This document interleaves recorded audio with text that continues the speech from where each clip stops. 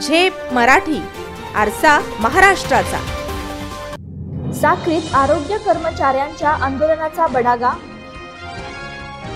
पत्रकारांच्या तक्रारींसह समस्यांचा उल्लेख। गटविकास अधिकाऱ्यांनी घेतली आंदोलकांची भेट। धुळे जिल्ह्यातील साक्री शहरात आज 11 मार्च रोजी जिल्हा परिषद आरोग्य कर्मचारी संघटनेने आंदोलन पुकारले। काही सामाजिक कार्यकर्ते आणि काही पत्रकार आरोग्य कर्मचाऱ्यांबाबत वरिष्ठाकडे तक्रार करून त्रास देतात असे आंदोलकांचे म्हणणे आहे। शिवाय महिला कर्मचाऱ्यांना पुढे करून आमच्यावर खोटे गुन्हे दाखल करण्याची धमकी दिली जाते। यामुळे आम्हाला मानसिक त्रास होतोय। यासह रिक्त पदे भरणे, घरभाडे भत्ता अशाही मुद्द्यांचा निवेदनात समावेश आहे।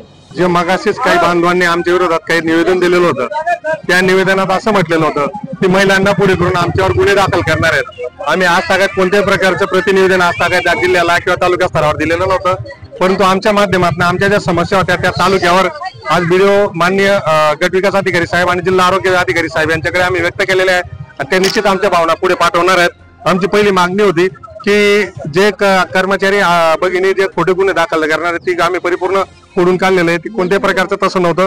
तसेच 40% पद रिक्त आहे, अतिरिक्त ताण आहे आमच्यावर, त्यामुळे आपल्याला मुख्यालय सोडून दुसरीकडे सेवेसाठी जावं लागतं। सन 2019 ते 23 दरम्यान जो कोविडच्या भत्त्याच्या संदर्भात त्यांनी आमच्यावर आक्षेप घेतला होता, त्या काळात आम्ही कोविड काळात एवढी चांगली सेवा दिलेली आहे तर प्रत्येक भारतातून न अख्ख्या जगात लोक करत होते त्यावेळेला आरोग्य कर्मचारी हा गल्ली बोळात उतरून आपली सेवा दिलेली आहे।